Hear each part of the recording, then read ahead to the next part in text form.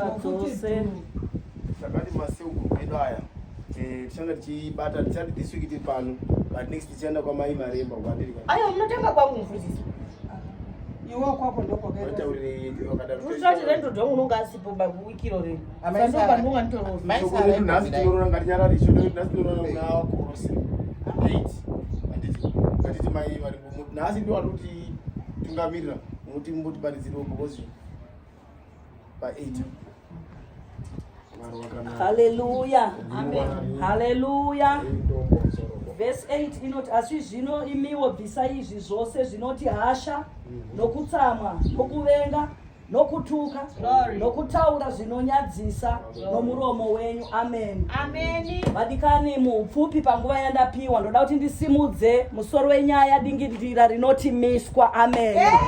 Taverenga soko kuna vakorose riri kutitsura semakristo kuti zvese zvakaipa matiri ngazvibviswe, zvinoti kutuka, zvinoti kunyima, zvinoti kutaura pausina kufera ngazvimiswe. Ndauya kuzotaura mukubatanidzwa uno museu group ino kuti zvakaipa zvose ngazvimiswe.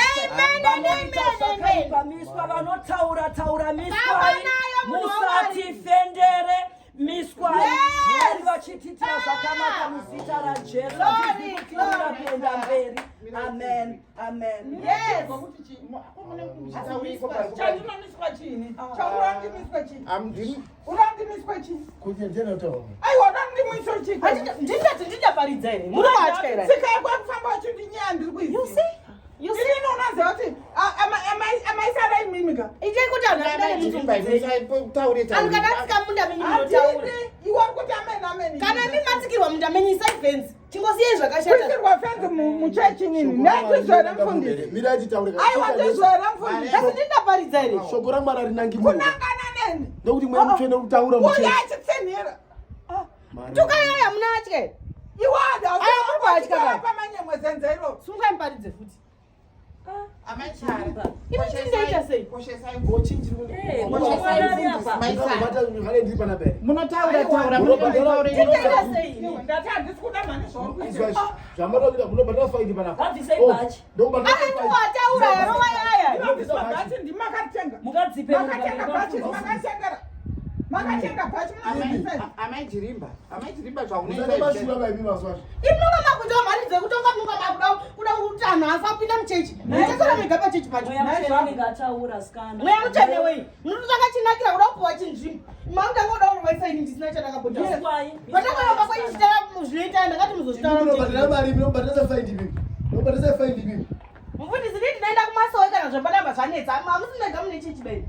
Ndori munohitika kuti aya ndo anobvisa mari yakaunda pachechi panapa. Piwa inaya anoparidza. Regai vaende. Munofana kutaura shoko remuda kuparidza. Musangoparidze eni hawo. Vanenge vangoti. Mari wedu. Musadaro mtengo wangu. Mwaparidza nyaya yembinga. Anoraya ndiani? Anoraya ndiani? Ndiani anoraya? Anoraya ndiani? Iwe uri